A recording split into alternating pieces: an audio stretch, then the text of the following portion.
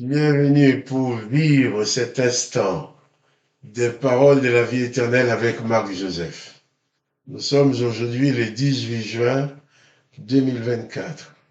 18 juin 2024, je suis revenu te redire que c'est un jour de grâce et de bénédiction pour toi. Parce que la présence et la grâce de Jésus-Christ dans ta vie est le garant de ta victoire, le garant de ta paix. Alors, pas de panique, sois complètement apaisé, même face aux événements, car Jésus-Christ dit qu'il est avec toi tous les jours jusqu'à la fin du monde. Et je ne me lasserai jamais de venir te répéter cela. Quelqu'un m'a dit, tu dis toujours la même chose. Oui, je dirai toujours la même chose. Car Jésus-Christ a fait sa promesse d'être avec toi tous les jours jusqu'à la fin du monde.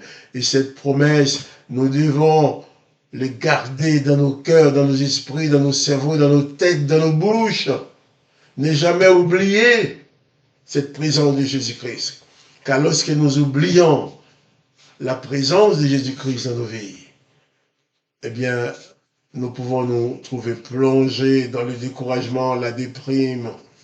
C'est vrai, il y a beaucoup de choses dans ce monde pour nous mettre en détresse. Il y a beaucoup de choses dans ce monde pour nous mettre dans la tristesse. Beaucoup de choses dans ce monde pour nous faire de la peine. Mais n'oublions pas qu'il n'y a pas que ces mauvaises choses dans le monde. Il y a aussi la présence de Jésus-Christ, qui est gage de paix, de sérénité, d'apaisement pour ta vie. C'est pour ça que je suis venu te dire, pas de panique. Pas de panique. Sois conscient de la bienfaisante présence de Jésus-Christ dans ton cœur, dans ta vie. Et sois-en fortifié. Confie ta foi en lui. Car Jésus a dit, si tu crois, tu verras. Quels que soient les problèmes qui existent dans ta vie en cet instant, tu peux voir la gloire de Dieu se manifester dans ta vie pour te sortir de ces problèmes. Jésus-Christ a dit, rien n'est impossible à celui qui croit. Il a dit, rien n'est impossible à Dieu. Tout est possible à celui qui croit. Alors, je t'invite à croire dans la puissance de l'amour de Jésus-Christ qui peut te sortir de n'importe quelle difficulté. La présence de Jésus-Christ qui peut t'apporter la délivrance dans tous les domaines de ta vie.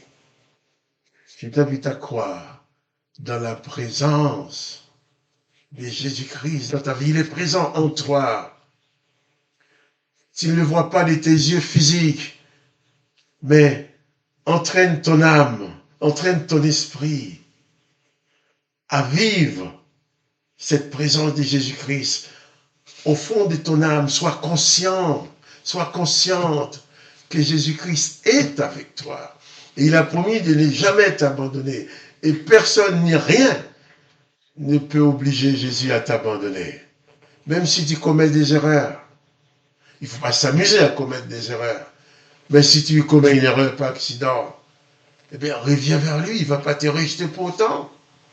Reviens vers lui. Le pardon, la grâce, se trouve auprès de Jésus.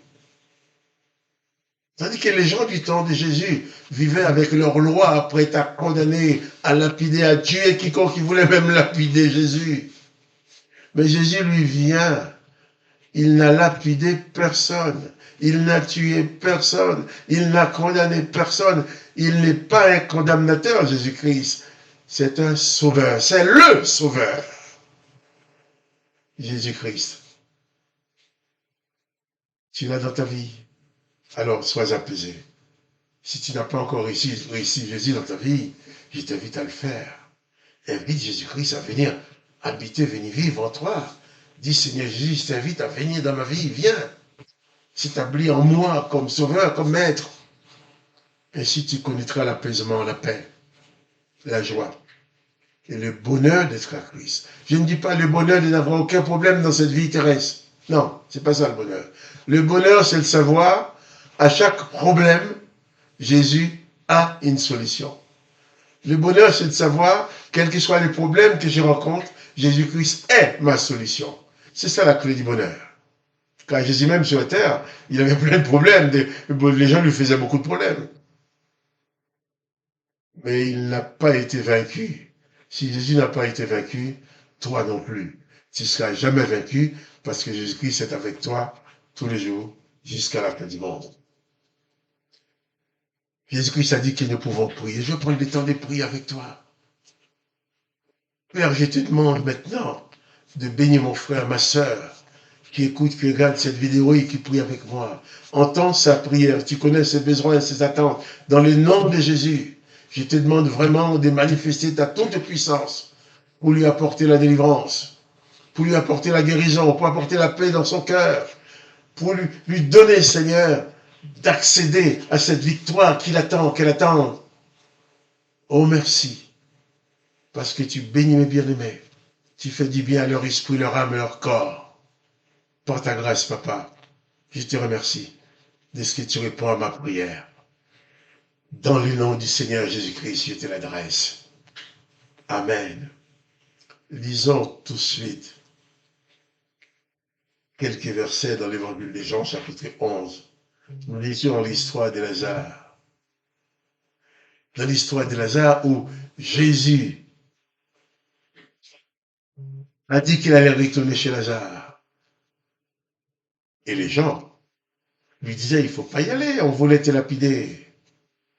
On veut te lapider. Et Jésus n'a pas cédé à l'inquiétude de ces gens. Jésus a dit, eh bien, lui, il marche dans la lumière. Donc on ne peut pas le faire tomber. Au verset 11. Après ces paroles, Jésus leur dit, notre ami dort, mais je vais le réveiller. Les disciples dirent, Seigneur, s'il dort, il sera guéri. Jésus avait parlé de sa mort, mais il crut qu'il parlait de l'assoupissement du sommeil. C'est formidable ce passage. Tout le monde sait que Lazare est mort. Et Jésus dit, Lazare dort. Après ces paroles, il leur dit, Lazare, notre ami, dort, mais je vais le réveiller. Jésus-Christ montre même sa puissance, son pouvoir, même sur la mort. Lazare est mort, enterré, et Jésus lui dit que Lazare dort, parce qu'il a le pouvoir de le réveiller. Et c'est ainsi, on peut comprendre quand Jésus dit que si tu crois en lui, tu vivras même si tu meurs. Même si Jésus ne va pas venir devant la tombe, on va être ton corps pour te réveiller, mais tu vas ressusciter avec lui. Quand même, Jésus lui dit même, quand ta place sera prête, il viendra lui-même te chercher et te prendre avec lui, afin que là où il est, que tu y sois aussi. Donc la mort, pour moi, n'existe pas. Oui, on me dit oui, mais la mort n'existe pas pour moi. Vous allez me dire oui, tu vas me dire oui, mais bon, un jour tu vas mourir quand même, on va t'enterrer. Oui, je vais quitter mon corps, je vais me débarrasser de ce corps pour entrer dans la vraie dimension spirituelle de ma personne, à l'image de Jésus-Christ, qui est mort et qui est ressuscité.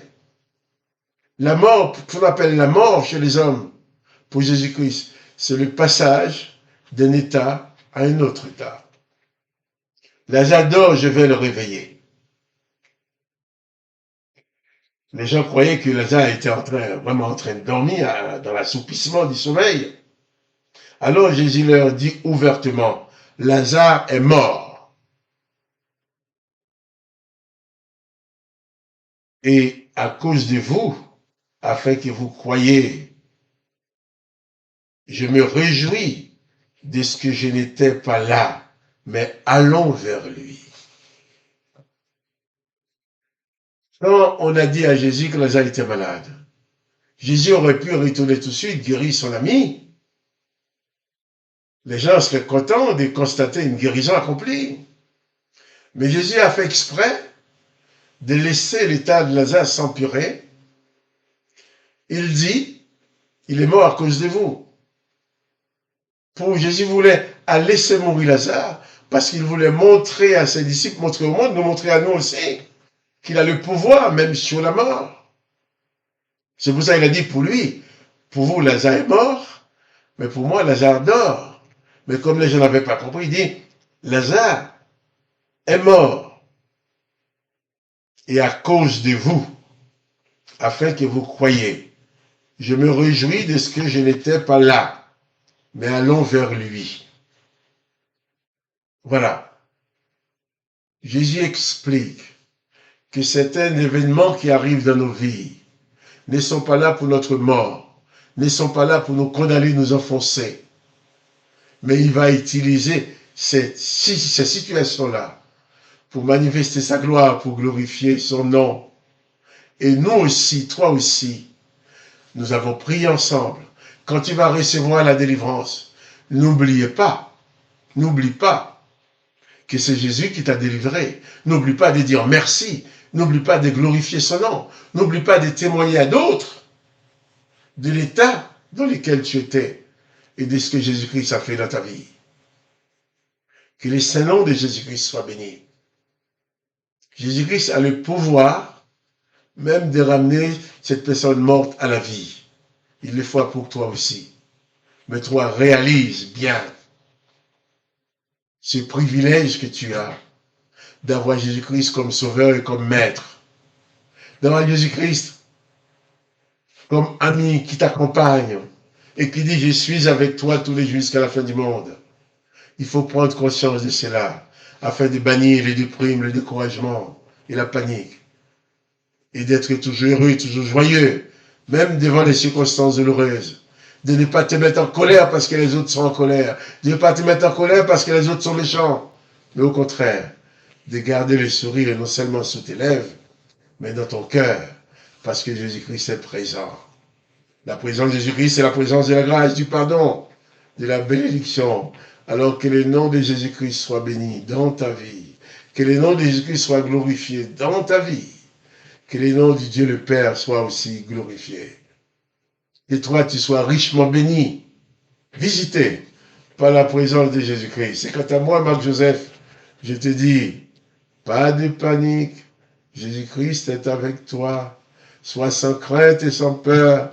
La puissance du Dieu le Père au travers de Jésus-Christ est là pour te délivrer, pour te sauver. Et si tu aimes cette vidéo, partage-la avec tes connaissances. Et je te dis aussi, à demain pour les paroles de la vie éternelle.